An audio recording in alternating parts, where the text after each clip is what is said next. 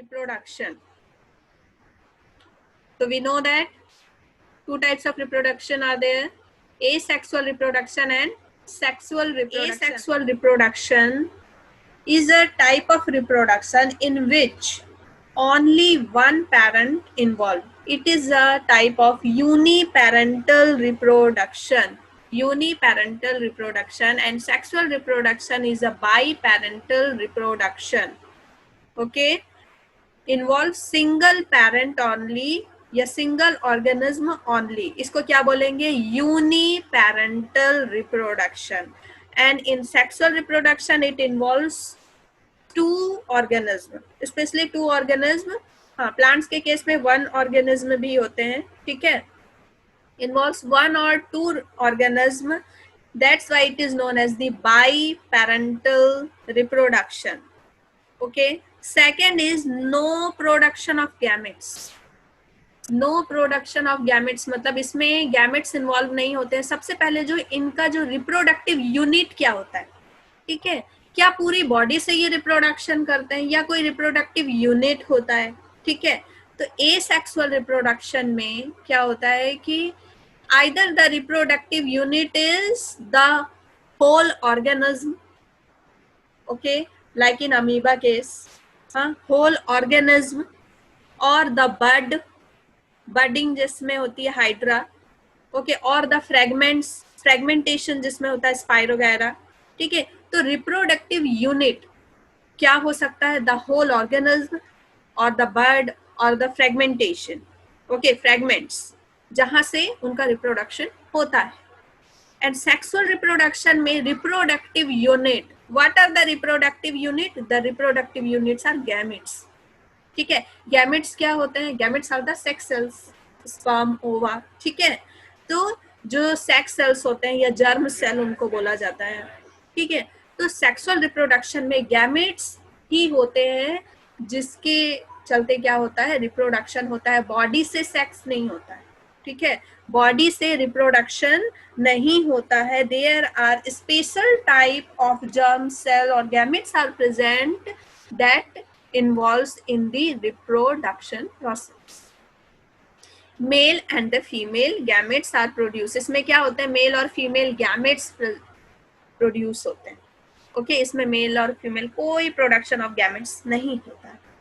ठीक है, there are no fusion of gametes. जब गैमेट्स प्रोड्यूस ही नहीं हो रहे हैं तो there is no question of the fusion of the gametes.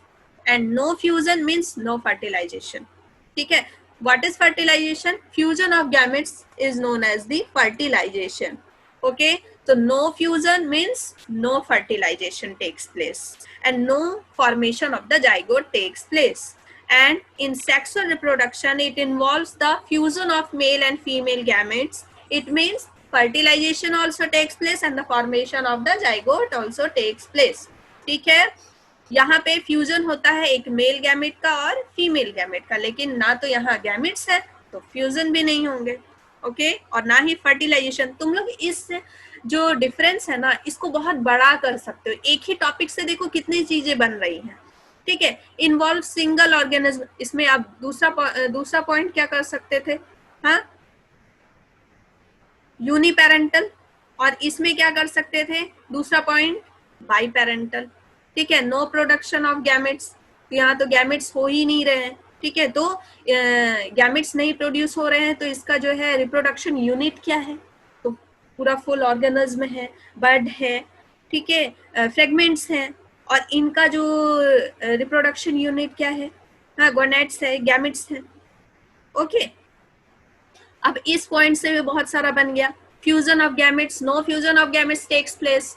तो it means no fusion of gametes takes place. तो और पॉइंट क्या लिख सकते हो? No fertilisation takes place, no formation of zygote takes place, क्योंकि फ्यूजन ऑफ गैमेट का मतलब ही होता है fertilisation. Okay, it involve fusion of male and female gametes. तो इसमें और लिख सकते हो fertilisation takes place, zygote formation takes place.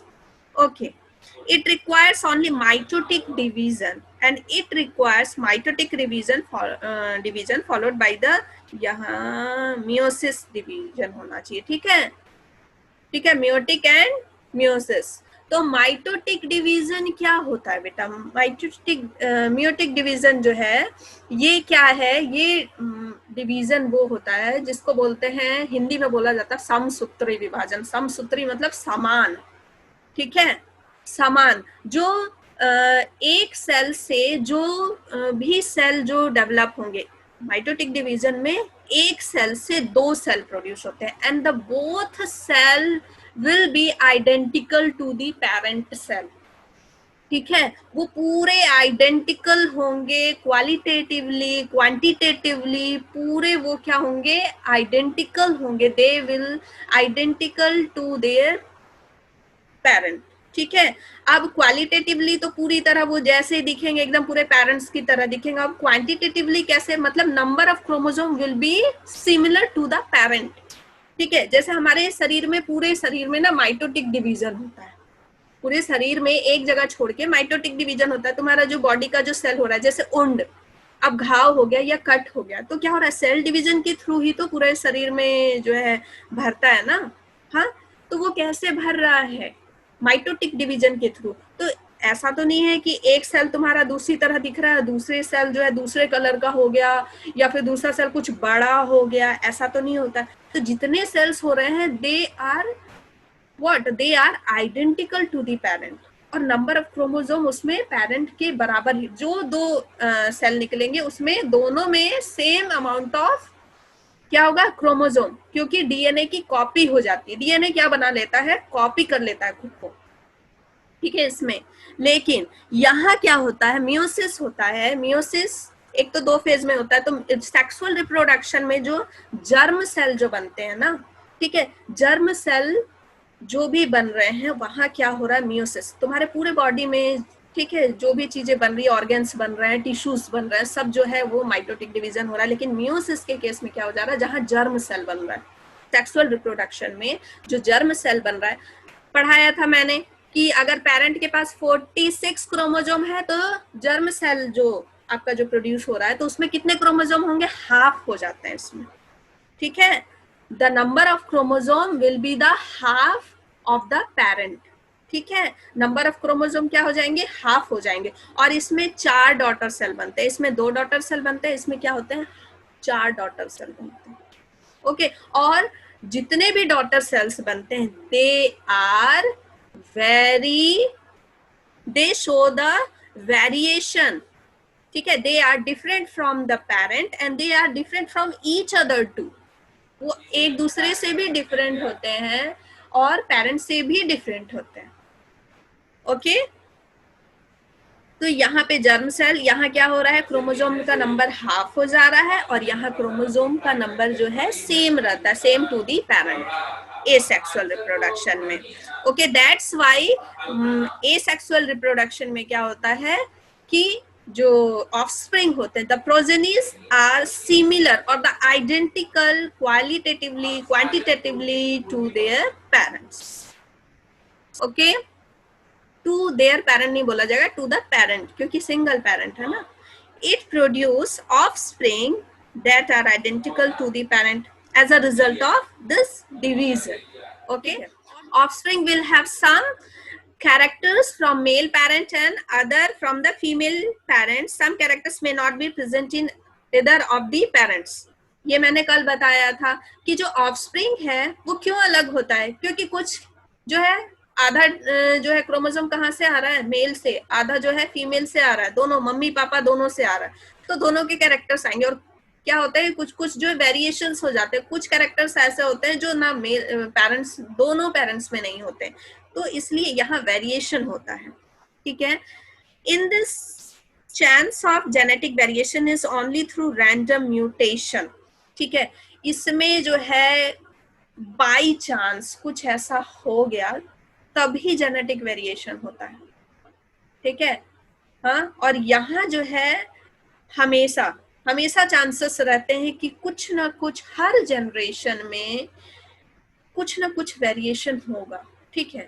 इतने सारे क्रोमोसोम्स हैं, इतने सारी कोडिंग्स है, कुछ ना कुछ चेंजेस हो सकता है, ठीक है। या फिर जब बेटा वेरिएशंस जो है ना वो एनवायरमेंटल फैक्टर से भी अफेक्ट करते हैं। You will study in next chapter, बहुत डिटेल में समझ में आएगा कि ये वेरिएशन है क्या, इवोल्यूशन क्यों होता है और क्या इम्पैक्ट पड़ता है जीन्स, एलिल्स, इन सब का, ठीक है, और एनवायरमेंट का।